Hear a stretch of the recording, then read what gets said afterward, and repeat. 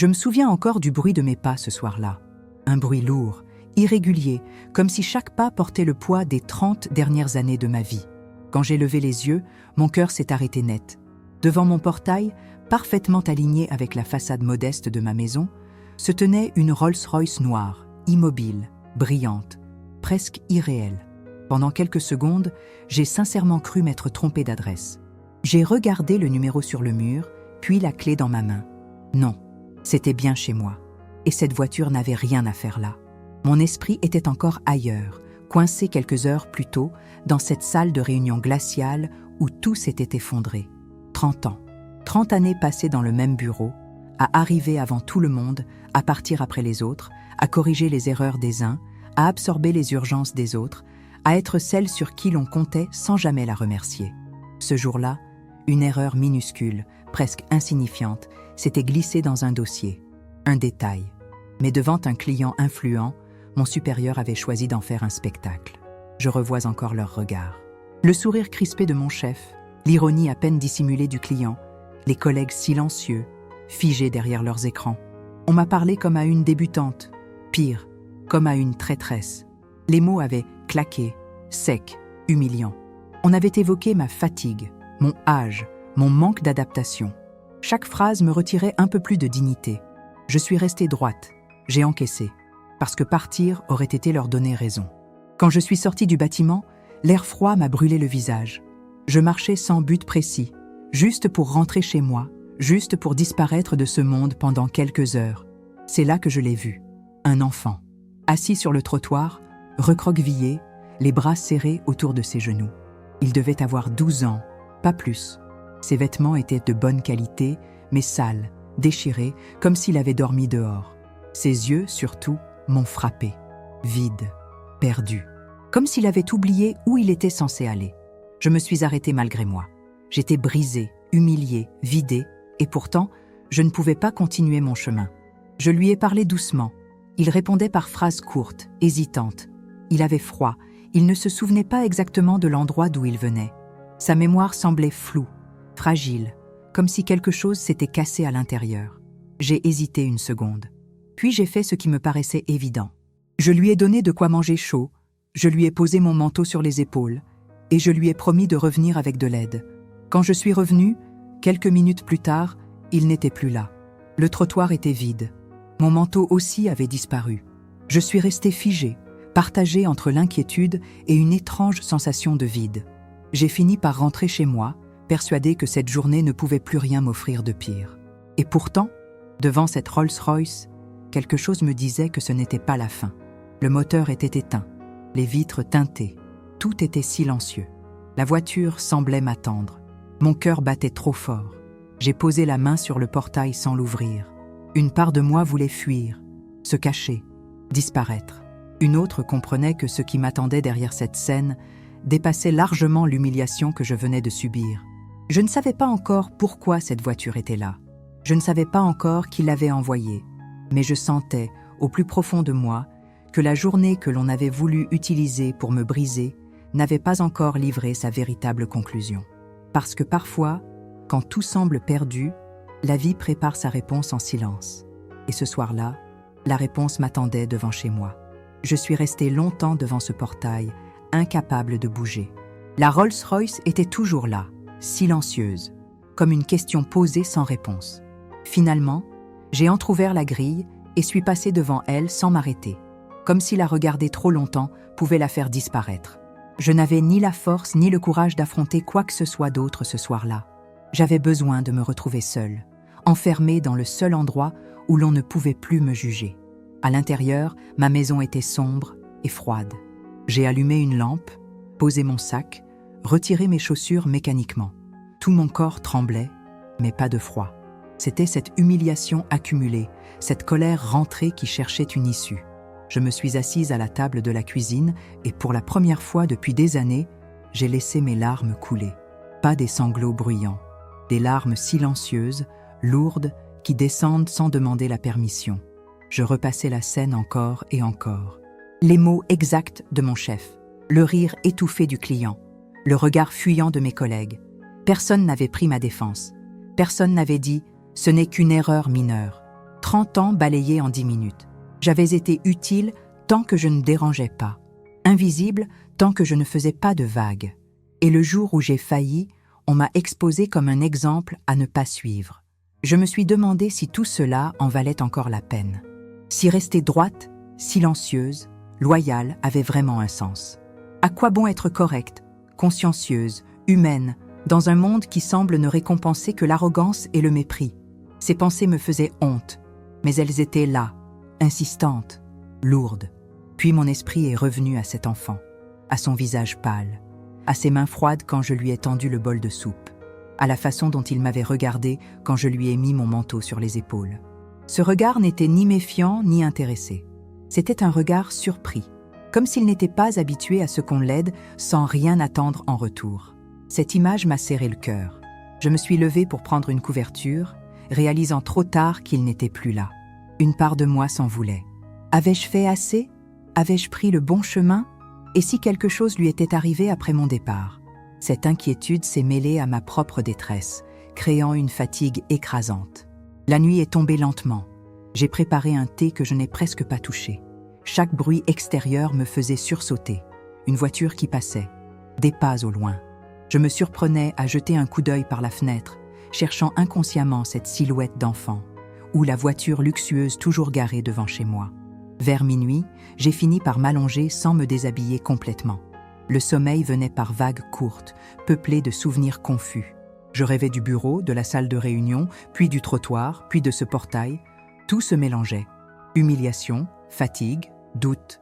Je me suis réveillée à l'aube, le cœur serré, persuadée que cette voiture avait disparu et que tout n'avait été qu'une hallucination née de l'épuisement. Mais en écartant légèrement le rideau, je l'ai revue, toujours là, impeccable, attendant. À cet instant précis, une pensée m'a traversé l'esprit, fragile mais persistante. Et si cette journée n'était pas uniquement celle où l'on avait tenté de m'abaisser? Et si quelque chose d'autre était en train de se jouer, quelque chose que je ne comprenais pas encore? Je ne savais pas encore que l'enfant, le bureau et cette voiture étaient liés. Je ne savais pas encore que quelqu'un avait observé mes gestes dans le silence. Mais je sentais que la nuit du doute touchait à sa fin, et que le lendemain allait exiger de moi bien plus que du courage. Le matin s'est levé sans bruit, comme s'il respectait l'étrange tension qui planait encore dans l'air. J'ai pris une douche rapide, plus pour me réveiller que pour me préparer à quoi que ce soit. Chaque geste me semblait irréel, mécanique. Mon regard revenait sans cesse vers la fenêtre, attiré par la présence silencieuse de cette voiture dont je ne comprenais toujours pas la raison d'être. Vers 9 heures, on a frappé à la porte. 3 coups nets, assurés. Mon cœur a bondi. J'ai hésité quelques secondes avant d'ouvrir, déjà envahi par une peur irrationnelle. Sur le pas de la porte se tenait un homme élégant, costume sombre, posture droite, regard calme mais perçant. À ses côtés, un chauffeur attendait près de la Rolls-Royce, immobile, presque solennel. L'homme s'est présenté d'une voix posée. Il a prononcé mon nom, exactement comme on le fait quand on sait déjà à qui l'on s'adresse. Il m'a expliqué qu'il venait au nom de son employeur et qu'il souhaitait me parler d'un enfant que j'avais rencontré la veille au soir. À ces mots, mes jambes ont failli se dérober. Je l'ai laissé entrer sans réfléchir. Il m'a raconté l'histoire lentement. L'enfant souffrait de troubles de la mémoire temporaire après un choc. Il s'était échappé de la résidence où il vivait, profitant d'un moment d'inattention. Des recherches avaient été lancées, des équipes entières mobilisées. Mais c'est mon témoignage qui avait permis de reconstituer une partie cruciale de son parcours. Puis il m'a dit ce que je n'étais pas prête à entendre. Cet enfant était le fils unique d'un homme extrêmement puissant, un multibillionnaire, propriétaire de plusieurs entreprises, dont mon bureau. Celui-là même où, la veille, j'avais été humiliée publiquement pour une erreur dérisoire. J'ai senti le sang quitter mon visage. L'homme m'a observé attentivement pendant que les pièces s'assemblaient dans mon esprit. Il m'a expliqué que son employeur avait tenu à venir lui-même, mais qu'il avait préféré envoyer quelqu'un en éclaireur. Il avait vu les images, les caméras de surveillance, le bureau, la rue, le trottoir, mon geste, mon manteau, mon silence digne. Je me sentais nue, exposée. Pas de honte cette fois, mais une vulnérabilité profonde. Il n'y avait rien d'héroïque dans ce que j'avais fait. J'avais simplement agi comme je l'aurais toujours fait. Mais pour cet homme, cela avait compté. Parce que dans un monde saturé d'indifférence, mon geste avait tranché. Il m'a demandé si j'acceptais de rencontrer son employeur. Pas comme une obligation, comme une invitation. J'ai répondu oui sans réfléchir. Refuser aurait été nier ce qui venait de se passer. Nous avons convenu de l'heure, de la discrétion. Avant de partir, il s'est arrêté sur le seuil et m'a regardé droit dans les yeux. Il m'a dit que ce que j'avais vécu la veille au bureau n'était pas passé inaperçu, que certaines attitudes seraient réexaminées, que rien n'était encore décidé, mais que l'injustice n'était pas ignorée. Quand la porte s'est refermée, je suis restée debout longtemps, incapable de bouger. Tout prenait un sens nouveau. L'enfant, son regard, son silence, la voiture. Ce n'était pas une coïncidence. C'était un enchaînement. Et j'en étais, sans le savoir, le point de bascule. Je me suis assise lentement. J'ai regardé mes mains. Ces mains qui, la veille, avaient tremblé sous l'humiliation. Ces mêmes mains avaient offert un bol chaud et un manteau sans calcul. Et voilà que ce geste simple venait bouleverser un équilibre bien plus grand que moi. Je savais que la rencontre à venir serait décisive. Pas seulement pour mon travail, pas seulement pour ceux qui m'avaient méprisé, mais pour la manière dont je me regardais moi-même. Et à cet instant précis, j'ai compris une chose essentielle. La dignité n'est jamais perdue quand elle est vécue dans le silence. La voiture m'a conduite jusqu'à un immeuble que je connaissais trop bien. En descendant, mon estomac s'est noué. C'était le siège du groupe. Le même bâtiment où, la veille encore, j'étais sortie la tête basse, le cœur écrasé par l'humiliation. Cette fois, les portes se sont ouvertes devant moi sans un mot. Les regards n'étaient plus les mêmes, ni indifférents, ni condescendants. Ils étaient prudents, attentifs. On m'a conduite jusqu'à un étage que je n'avais jamais vu. Un étage réservé, silencieux. Là, dans un bureau baigné de lumière, se tenait un homme que je n'avais aperçu jusque-là que sur des articles économiques. Il s'est levé dès mon entrée. Il n'y avait ni arrogance ni mise en scène dans son attitude, seulement une gravité maîtrisée. Et dans ses yeux, une fatigue que je n'avais jamais vue chez les puissants. Il m'a parlé de son fils, longuement, de sa peur lorsqu'il avait disparu, de la colère qu'il avait ressentie envers un monde incapable de ralentir pour protéger un enfant fragile. Puis il m'a parlé de moi, de ce qu'il avait vu sur les images de surveillance. Pas seulement mon geste, mon visage, mon silence, ma manière de ne pas écraser l'enfant sous mes propres douleurs. Ensuite, il a changé de ton. Il m'a demandé de lui raconter ma journée de la veille. Pas un résumé. Tout, j'ai parlé, de mes 30 années de loyauté, de cette erreur minuscule, de la scène publique, des mots prononcés, du rire étouffé, du mépris. Je ne dramatisais pas, je ne me plaignais pas. Je racontais, simplement. Et plus je parlais, plus je voyais son visage se fermer. Il a appuyé sur un bouton. La porte s'est ouverte. Mon chef est entré. Puis, le client influent. Puis, 2 cadres supérieurs. Tous se sont figés en me voyant. Personne ne s'attendait à ma présence ici. Encore moins à ce que je sois assise. L'homme s'est levé lentement. Il a demandé, calmement, que l'on explique ce qui s'était passé la veille. Mon supérieur a commencé à parler, justifier, minimiser, mettre en avant la pression, l'exigence du client, l'importance de l'image. Le client, lui, souriait à peine, confiant, comme quelqu'un qui pense être intouchable. Alors le multibillionnaire a parlé. Sa voix n'était pas forte, mais elle imposait le silence. Il a décrit exactement la scène, minute par minute, comme s'il y avait assisté. Il a parlé de la disproportion, de l'humiliation publique, du mépris affiché envers une collaboratrice de longue date.